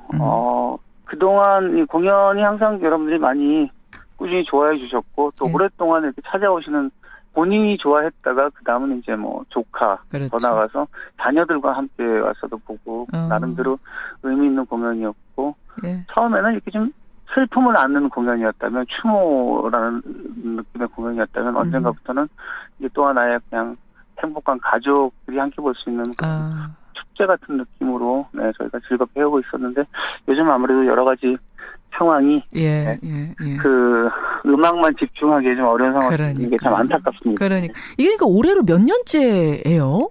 사실 첫 추모 공연은 김광석 씨가 떠났던 1996년 1월 6일 날 떠났잖아요. 49제에 맞춰서 49제 때 저희가 그 연세대학교 대강당에서 공연을 했죠. 추모 공연을 했던 게 그게 첫 회가 된 거군요. 그렇죠. 그게 정말 눈물의 공연이었는데 그렇게 하고 나서 그 이후의 공연을 여러 가지 상황도 그 당시는 뭐 지금 이상으로 복잡했었고 여러 가지 뭐 저작권 문제도 있고 또 그래서 오랜 시간이 지났고 2008년도에 이 공연에 관한 것이 어느 정도 그 정리가 됐어요. 사실 법적으로는 아시다시피 그 서혜순 씨가 모든 민항인으로서 초상권이나 공연에 관한 것들의 권리를 갖고 있습니다. 그런데 저희가 추모사업회라고 지금 같이 있는데 그 추모사업회에서 하는 공연에 한해서는 그 서혜순 씨가 관여하지 않는다. 그러니까 지금 김광석 씨와 관련된 뮤지컬이니 이제 다른 음반이니 다른 저작권은 다 서혜순 씨 몫으로 돌아가는 거지만 적어도 이 추모사업회에서 하는 공연, 김광석 다시 부르기 공연만큼은 서혜순 씨와는 관련이 없는 이런 것으로 2008년도에 판결이 받았어요. 그래서 2009년도부터 지금 8년째 한 해도 거르지 않고 계속 해오고 있고 그리고 이 공연은 굉장히 저희가 이제 목적을 두고 있거든요. 어떤? 김광석 재단을 만들겠다는 저희 목적을 갖고 있습니다. 김광석 재단. 공익을 위한 김광석의 음악이 오랫동안 쓰여지기 위한 재단을 만들고 싶은 그런 마음을 갖고 있거든요. 출연 재산이라 그래가지고 이제 기본적인 그런 자금이 있어야 되는데 그게 5억이라고 저희가 이제 듣고 시작을 했어요. 그래서 그걸 꼬박꼬박 모으고 계시는 거고 지금 얼마나 모으셨어요? 4억 900. 넘으니까 4억 1천만 원 정도가 돼 있습니다. 4억 1천만 원. 자, 그러면은 사실 우리가 공연 얘기로 오늘 시작을 하긴 했지만 이왕 나오셨으니까 제가 궁금한 거 몇 개 좀 여쭐게요. 지난 10월에 경찰 조사 받으러 출석했던 서혜순 씨가 이런 말을 했어요. 김광석 씨의 형 김광복 씨하고 그 주변의 친구분들, 김광석 씨 친구분들이 추모 사업을 하고 있는데 모아둔 돈이 1억 5천만 원 뿐이라고 들었다. 나는 아무 관여도 하지 않았고 그 돈을 심지어 서연이한테 가져다 준 적도 없다. 근데 왜 돈이 그거밖에 1억 5천만 원밖에 남아있지 않은지를 좀 밝혀줬으면 좋겠다. 그리고 앞으로 그 추모 사업 하지 않길 바란다. 이런 얘기를 지금 기자들 앞에서 하고 들어가서 많은 분들이 그 추모 사업 그거 좀 문제가 있는 거 아니야? 뭐가 잘못된 거 아니야? 이런 의심들을 했었거든요. 저희도 그걸 접하고 굉장히 좀 서운해졌어요.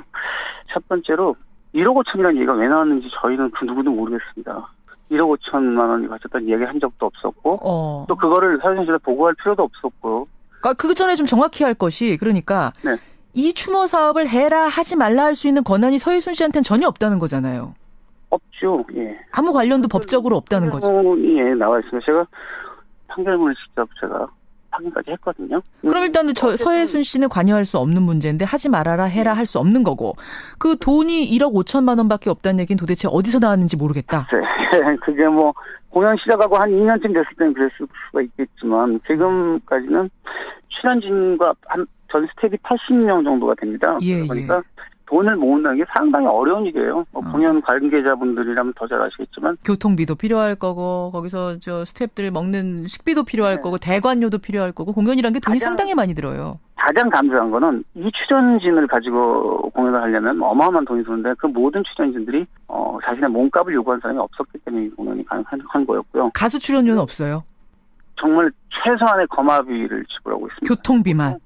그렇기 때문에 조금씩 모을 수 있었고 사실 저희는 굉장히 이제 곧 5억의 고지가 바로 그러네요. 있다는 생각이 굉장히 스스로도 좀 행복해하고 있었는데 또 그런 상황인데 1억 5천 말고 나머지는 어디로 샜느냐. 심지어 우리 딸 서연이한테는 한 푼도 전달된 적이 없는데 왜 그거밖에 안 남았냐. 이런 얘기를 했단 말이에요. 서연이한테는 거기서도 저희가 조금 서운한 부분이 있습니다. 어떤 건가요? 왜냐하면 이 돈이 2014년도에 저희 김민기 선배님께서 서현 씨를 만난 적이 있습니다. 서현이 안부를 물어보고 안부를 물어보니까 이제 한번 보고 싶다. 그러니까 미국에 있어서 뭐 공부하고 그래서 자주 멀리 있어서 보기가 어렵습니다라고 얘기를 하셔서 2014년에 2014년. 그래 지금 이미 지금 밝혀진 걸로는 서연이가 죽은 시점인데. 그렇죠.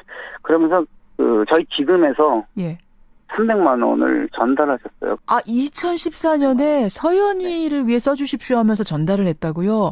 그 정도 나오면 서예순 씨가 서연이는 지금 세상에 없습니다라는 얘기를 했었어야 되는데 그 얘기를 안 했답니까? 네, 전혀 듣지 못했고, 이 모든 것들은 공적인 일이기 때문에 기록이 다 남아 있습니다. 어쨌든 본인도 하고 싶은 말이 있고 생각이 있겠지만 좀 검증이 된 이야기, 확실한 이야기, 그리고 솔직한 이야기를 해주셨으면 좋겠다고 생각합니다. 그래요. 우리가 이제 김광석 씨. 제가 꼭 드리고 싶은 말씀이 김광석 사랑하는 모든 국민들에게 드리고 싶은 말씀. 국민들께 드리고 싶은 말씀. 저희 최소한 김광석 추모 사업회를 이름을 가지고 김광석 계단이 만들어진 그날까지 우리는 1차 목표로 간다.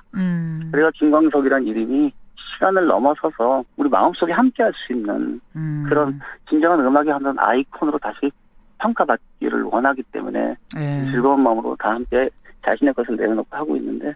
근데 박학기 씨. 갑자기 드는 생각이. 도대체 김광석이라는 친구는 뭐길래, 이 동료들에게 뭐길래 그렇게 우리는 꼭 김광석을 기리는 사업을 못해도 10년은 해야 된다. 적자를 봐가면서도 이 공연을 꾸려야 된다. 뭐 때문에 그러시는 걸까요? 저 역시 왜 그럴까라는 생각을 스스로 해본 적이 있었습니다. 그리고 또 이런 질문을 참 많이 받았어요. 저희가 처음에는 그런 얘기를 했어요.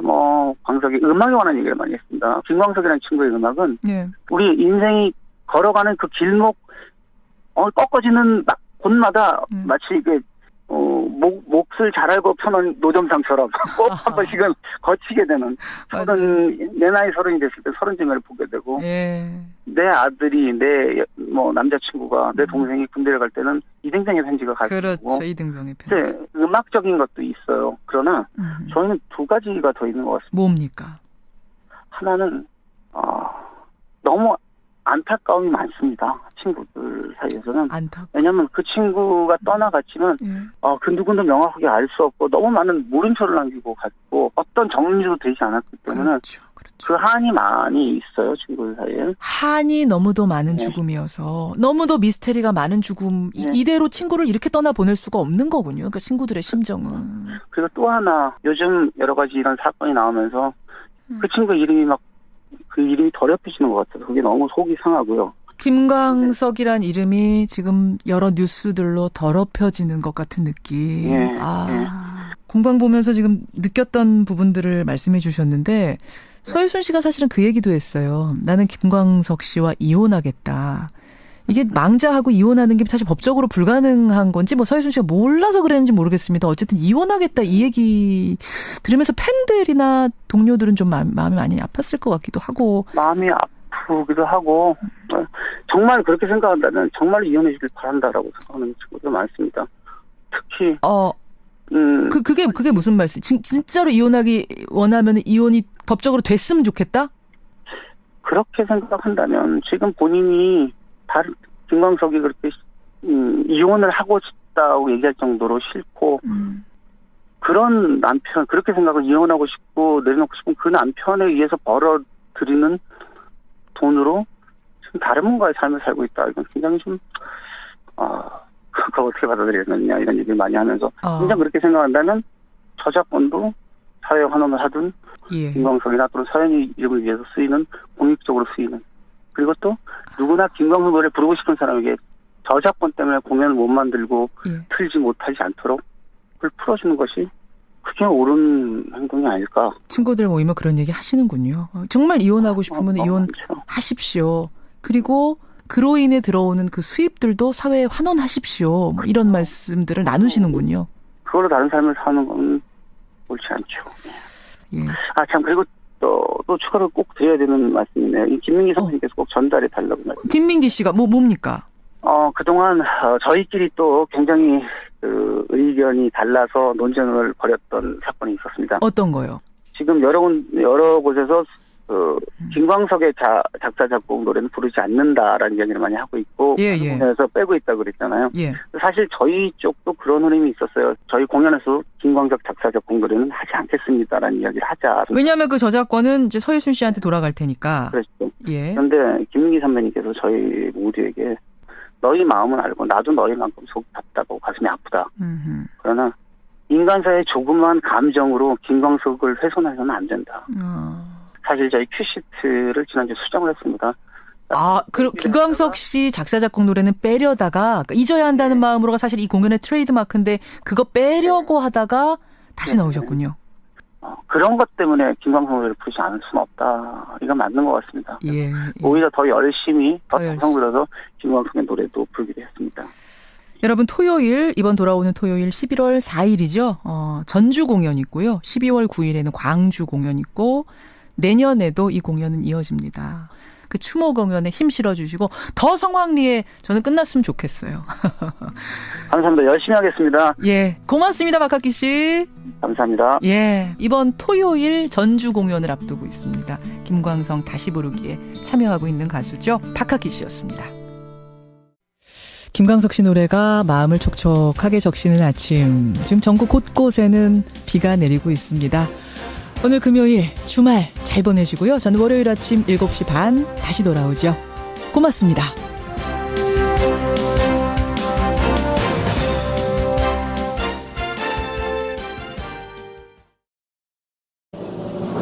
김현정의 뉴스 쇼.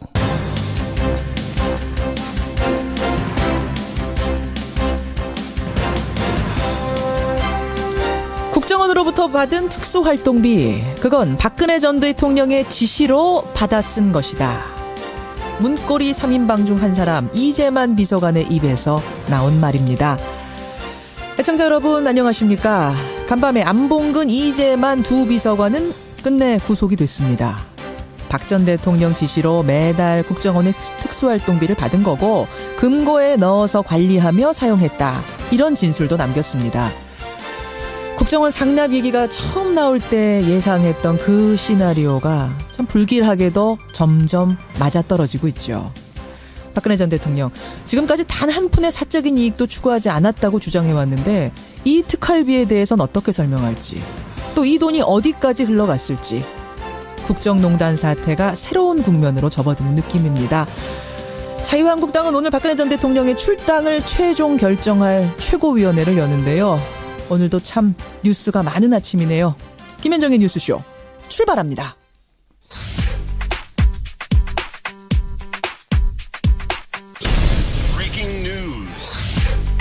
김현정의 뉴스쇼가 주목한 오늘의 포인트, 김정훈 기자 나와 있습니다. 김 기자 어서 오세요. 네네. 첫 포인트 어디부터 볼까요? 네, 박근혜와 홍준표의 운명입니다. 제가 조금 전에 말씀드렸습니다. 박근혜 전 대통령의 출당 여부를 결정할 최고위가 오늘 오전 열리고 홍준표 대표의 운명도 거기에 달려있는 건가요? 네, 한국당이 오늘 오전에 최고위를 열어서 박 전 대통령 출당 여부를 결정할 것으로 보입니다.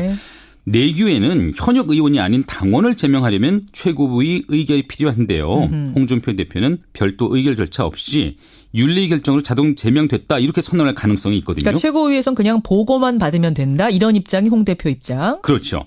이에 반해서 친박계는 최고의 의결을 반드시 거쳐야 한다 이런 입장이라서 최고위에서 표결을 다시 해야 된다는 거예요. 네, 맞습니다. 출발부터 진통이 예상이 되죠.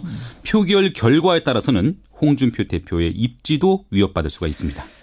바른정당도 사실은 오늘 이 자유한국당 결과에 영향을 받게 돼 있지 않습니까? 네. 그리고 또 한편에서는 국민의당과 바른정당 정책연대는 어떻게 되는가? 그것도 좀 중요한 국면이고요. 네, 두 당 원내대표들이 오늘 공동 기자 간담회를 열거든요. 국민의당과 바른정당이. 네.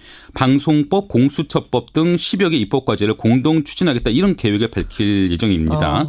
야권 재편 논의 중에 연대에서 그 답을 찾는 흐름인데 바른정당 의원들의 탈당에 따라서 그 추진력이 결정이 되겠죠. 이를 지켜봐야 되겠습니다.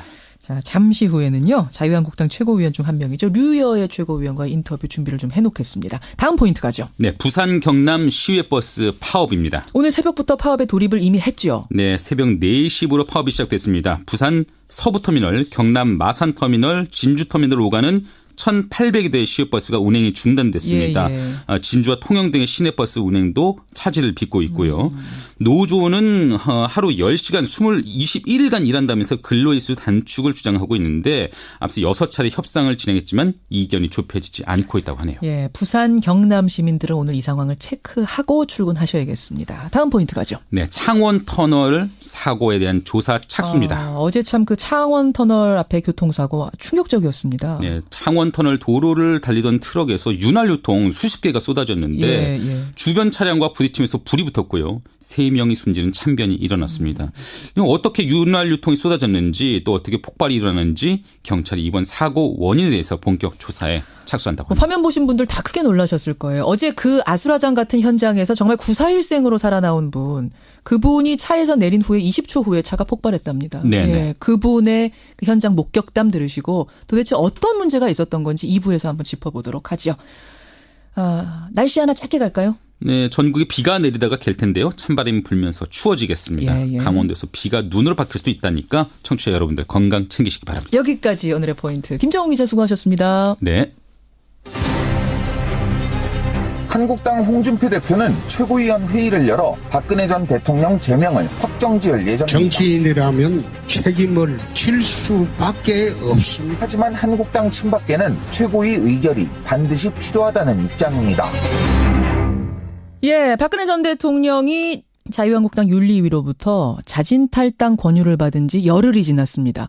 오늘 새벽 0시까지가 이의 제기를 할 수 있는 시한이었는데요. 이제 그게 지난 거죠. 예. 이제 한국당은 최고위를 열어서 제명을 최종 결정하는 그 절차만 남겨두고 있습니다. 홍준표 대표는 말합니다. 최고위가 보고만 받아서 방망이를 탕탕 두드리기만 하면 된다. 하지만 최고위원들 가운데는 이건 의결사항이다. 표결을 다시 해야 한다라는 입장을 가진 분들도 계십니다. 자, 그래서 이 부분이 어떻게 결정될지 모르겠고요. 만약 표결로 간다면 그럼 어떻게 될 건가? 최고위원이 총 9명인데 최근에 언론사들의 전수조사를 보면은 4대4로 찬반이 팽팽하답니다. 예. 그런데 그때까지 입장을 정하지 않은 한 사람의 최고위원이 있었죠. 바로 류여의 최고위원. 예. 그 사이에 입장을 어떻게 전했을지 자유한국당 류여의 최고위원 직접 연결을 해보겠습니다. 류 최고위원님 안녕하세요. 네, 안녕하세요. 유여의 최고위원입니다. 오늘 저희 인터뷰 끝나자마자 바로 최고위원 회의 들어가신다면서요. 정확하게 말하자면 바로 들어가는 건 아니네요. 예. 지금 7시 40분 정도 되니까 9시부터 최고위원 회의가 시작됩니다. 그래, 바로는 아니고 1시간쯤 뒤에. 네. 결정 방식은 어떻게 될지 결론이 났습니까? 보고만 받는 겁니까? 아니면 표결을 다시 하는 쪽으로 났나요? 아닙니다. 지금 전혀 알 수가 없습니다. 9시 회의에 들어가 보면은 모든 걸 알 수 있습니다. 류여의 최고위원 입장은 어느 쪽이 맞다고 보세요, 일단? 이 부분은 제가 다시 한번 이야기를 하지만요. 예. 우리 당원 당규의 문제점이라고 얘기할 수 있습니다. 왜냐면요. 당원 당규에서 지금 이 부분이 의결이 필요한지 아닌지에 대해서 딱 헷갈리게 규정이 되어 있습니다. 그건 우리 당의 문제점이라고 할 수 있는데요. 헷갈리게, 예. 네, 그렇습니다. 그렇기 때문에 의결이 필요하다고 보는 의견도 맞을 수가 있고요. 예. 의결이 필요 없다고 보는 의견도 맞을 수가 있습니다. 하지만 여기서 아쉬움을 제가 하나만 이야기한다면 예. 그래도 이의 신청을 10일 안에 할 수 있도록 되어 있는데 박근혜 전 대통령께서 이 부분에서 한 번쯤 입장을 표명하셨으면 그래도 우리가 당원 당규가 그리고 자유한국당이 지나갈 수 있는 살아갈 수 있는 명분을 한 번쯤은 좀 살려주셨으면 좋았을 것이라는 아쉬움은 남습니다. 입장 표명이요? 그렇죠. 그 입장 10일 표명 안에 할 수 있으니까요. 이의 신청을. 그러면 이의 신청을 하시든 아니면 자진 탈당 쪽을 하시든 어느 쪽이든 입장을 좀 표명하셨었으면 어떻겠느냐 이 말씀. 그렇죠. 왜냐하면 그전에도 제가 이런 말을 한 적이 있습니다. 우리 자유한국당에서 그 전에 좀 더 여러 번 박근혜 전 대통령에게 이런 부분에 대해서 말씀을 드리고 의논을 드리고 좀 권유를 드리고 하는 모습을 보였으면 어떨까라는 아쉬움이 있었는데 이 역시 마찬가지입니다. 탈당 공고를 받고 10일 동안 본인에게 주어진 권한이 있는 거죠. 왜냐하면 이의 신청 기간이니까요. 알겠습니다. 그 기간 동안 본인의 모습을 한 번만 보여주셨으면 좋았을 거라는 아쉬움은 남는다는 것이죠. 그래요. 근데 어쨌든 뭐 의사 표명 안 하고 열흘이 지났습니다. 오늘 결정을 해야 됩니다. 일단 류여의 최고위원은 표결로 가야 된다고 보세요? 그 부분도 저 역시 법학 이 최고위원님? 네, 안 들리십니까? 아, 지금 괜찮습니다. 예, 예. 법학자로서 보시기에. 네, 저는 법학자이기 때문에 예. 이 부분이 굉장히 고민스러운 부분입니다. 어허. 해석을 하자면 예. 간주 규정이 되기 때문에 정말 표결을 갈 수도 있고 안 갈 수도 있기 때문에 어제 밤까지도 계속해서 제가 어떤 것이 정말 법학자로서 해석을 할 수 있을까를 고민했었습니다. 예, 예. 그런데요. 진짜 여기서 방송에서 제가 말씀드리기에 참 애매한 답일 수 있겠지만 이 부분은 다시 한번 들여다봐도 애매모호한 규정입니다. 아, 다시 봐도 결론 못 내리셨어요. 표결이 맞는지 보고가 맞는지. 네. 그럼 알겠습니다. 일단 그렇게 들어가셨어요. 들어갔다가 홍 대표가 이거는 대표 직권으로 볼 때 보고 사안이다. 네. 보고만 받고 끝내겠다. 제명이다. 이렇게 된다면 그럼 이거는 승복하셔야 된다고 생각하세요, 최고위원들이? 그 부분에 대해서는 저는 이런 부분을 지적할 수 있겠죠. 대표께서 예. 만약 이 부분을 이렇게 해석하시려고 하셨다면 예. 좀 더 많은 논의 과정이 필요했었고 특히 박근혜 전 대통령과 서청원 최경환 의원에 대한 부분은 분리하시는 게 좀 더 현명하고 지혜로운 대표로서의 모습이 아니었을까요라고 저는 분명히 이야기를 할 것입니다. 예. 박근혜 전 대통령의 부분과 서청원 최경환 의원의 부분을 함께 가는 모습이 저는 옳지 않다라고 봅니다. 그럼 반대로 홍 대표가 의결사안이라는 이제 최고위원들 일부의 주장을 받아들여서 표결에 붙이겠다 할 수도 있습니다. 혹시라도. 네. 그렇게 되면 최고위원 네. 한 사람 한 사람의 뜻이 중요해지는데 네. 이제 보셨겠지만 며칠 전에 이제 언론사들 조사에선 4대 4였어요. 네. 출당에 찬성한다. 박근혜 전 대통령 출당 찬성이 홍준표, 이철우, 이종혁, 이재영. 네. 출당 반대가 정우택, 김광림, 김태흠, 이재만 최고위원. 이렇게 4대 4. 네. 류여해 최고는 보류. 네. 지금은 입장 정하셨죠. 이제 뭐 1시간 반밖에 안 남았으니까. 아침에 비가 굉장히 많이 오더라고요. 네. 지금 보셨는지 모르겠지만. 소리도 들렸습니다. 예. 네. 비가 굉장히 많이 오는데 저는 아직까지 입장을 정하지 못했습니다. 비 오는 거하고 무슨 상관입니까? 그러게요. 지금 우리 앵커님은 예. 제가 비 온다고 이야기하니까 무슨 상관이실까요? 예. 하지만 아마 이 라디오를 들으신 분들은 예. 아 그래 라고 하신 분도 있을 겁니다. 뭡니까? 비처럼 뭐 눈물이 쏟아지세요? 심란하세요? 심란하죠. 이건 굉장히 중요한 저희 당으로서는 중대체한 문제입니다. 예. 심란한 정도가 아니고 아쉽고 가슴 아프고 왜 이런 상황까지 됐는지도 안타깝고 예. 이 상황까지 오게 했던 모든 정치인들과 박근혜 전 대통령께도 원망은 생기죠. 저라고 왜 그런 생각이 없겠습니까? 그럼 마음속에 지금 오늘 아침에 펑펑 내리는 비처럼 눈물이 쏟아지시는 거군요. 가슴이 저도 찢어집니다. 제 마음이 지금 인터뷰하기에도 사실은 마음이 너무 아픈데 인터뷰를 하고 있으면서도 예. 갈등과 번민과 그리고 보수 우파 모두가 오늘 똑같은 마음일 겁니다. 비 보면서 아마 똑같은 마음을 가지고 있을 겁니다. 예. 그 최종 결정 그럼 아직도 못 하신 거예요? 정말 못했습니다. 정말 못하셨어요. 결정 근데 정말 못했습니다. 표결에 붙여지면 하긴 하셔야 돼요. 어느 쪽이든. 기권하시려고요? 들어가서는 저는 기권하지 않습니다. 제 한 표 당연히 쓸 겁니다. 예, 하지만 예. 모든 것은 명분이 있어야 되고요. 그 명분은 예. 대한민국과 보수 우파를 위한 것이어야 됩니다. 그렇죠. 그렇기 때문에 제가 아주 신중에 신중을 기하고 있는 것이고요. 저는 어떤 명분이나 예. 아니면은 어떤 이익을 위해서 절대 선택하지 않습니다. 예. 보수 우파를 위한다는 말씀 지금 하셨잖아요. 그렇습니다. 저는 그러면 그게 어떤 기득권을 따라가는 것이 아니라 예, 보수 예. 우파를 위한 결정을 할 것입니다. 그게 순간적으로 계산해서 하는 것이 아니라 이미 보수 우파를 위해서 뭐가 좋을까라는 생각을 하셨을 것 같은데 그러면 입장 정하신 거 아니에요? 아닙니다. 보수 우파를 위해서 어떤 것이 가장 좋을까에 대한 고민은 한순간에 할 수 있는 것이 아니라 이때까지 입장을 잠적해 왔었고 그러니까요. 그 결과는 예. 마지막 그 장소 그 순간에 각자의 이야기들을 들으면서 결정을 할 수 있는 것입니다. 왜냐하면 정말 거기 계신 분들이 당을 위해서 하고 있는 것인지 아니면 개인의 이익을 위해서 하는 것인지 좀 더 마지막 고민이 필요한 것입니다. 맞아. 다른 분들은 여전히 4대 4가 맞습니까?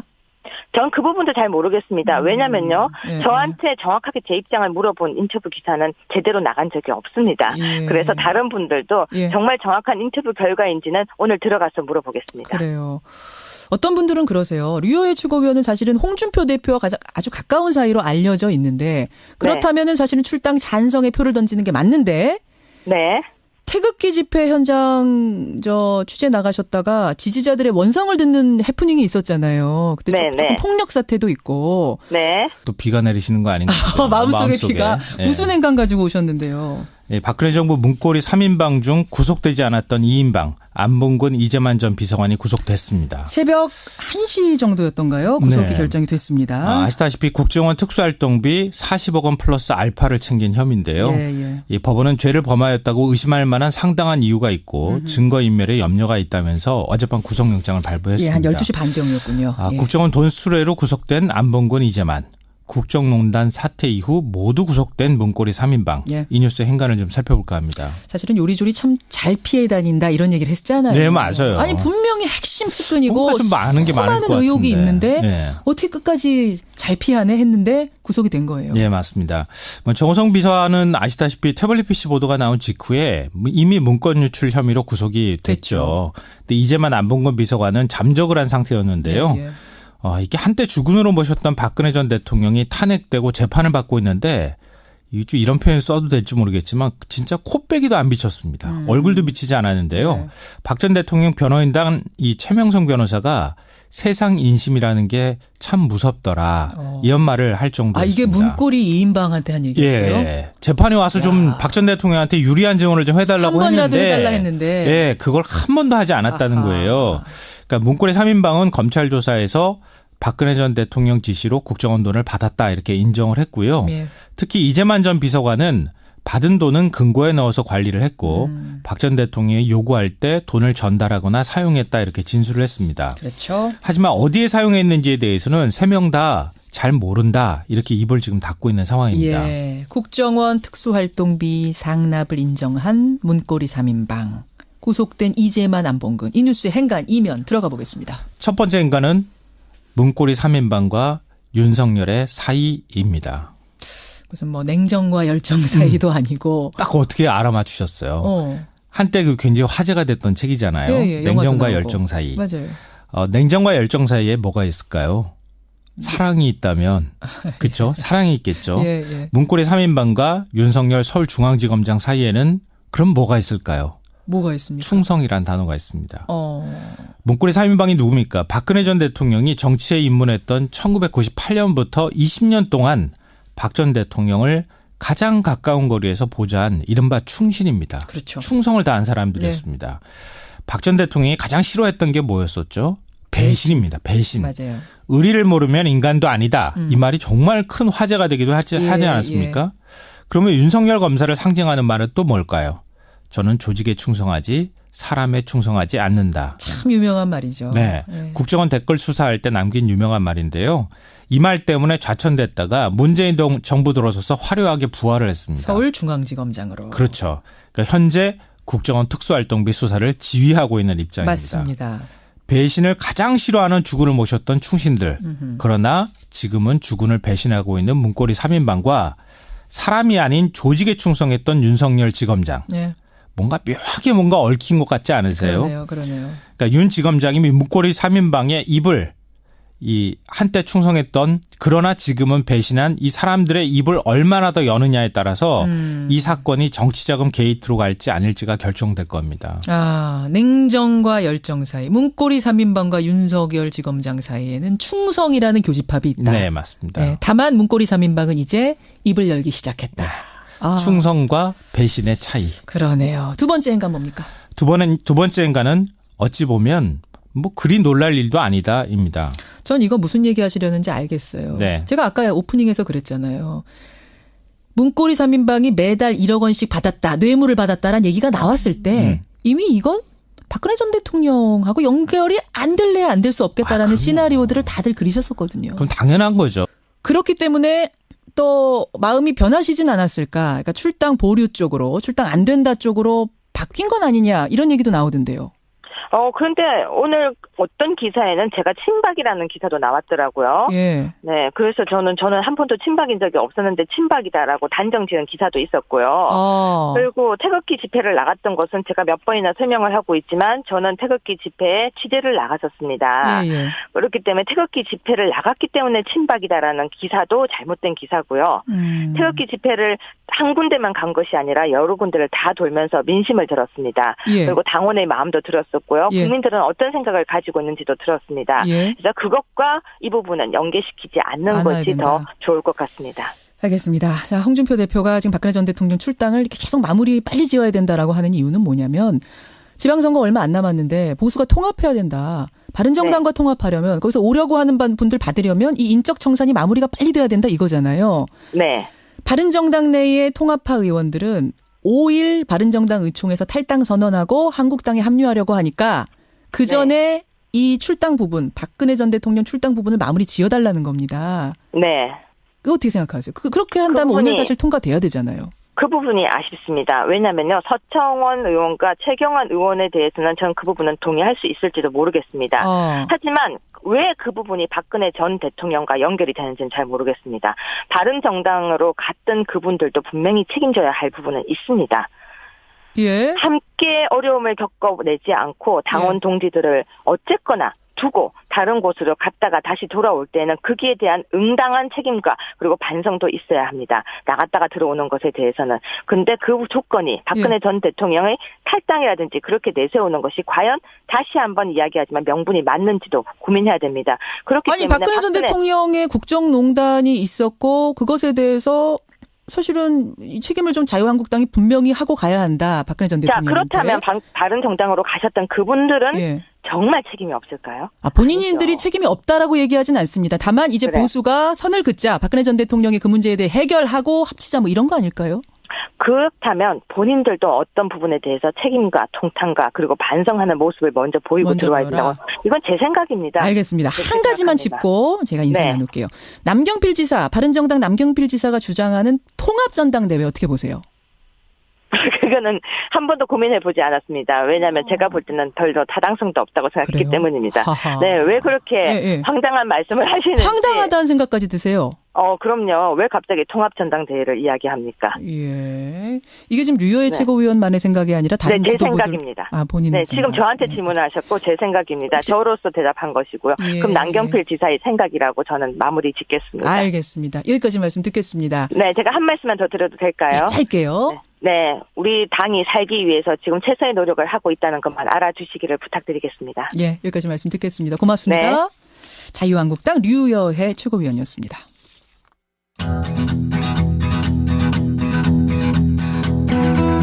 김현정의 뉴스쇼는 청취자 여러분의 참여로 이루어집니다. 트위터, 페이스북, 레인보우 게시판, 그리고 단문 50원, 장문 100원의 유료 문자 샵 1212, 우물정 1212 통해 참여하실 수 있습니다.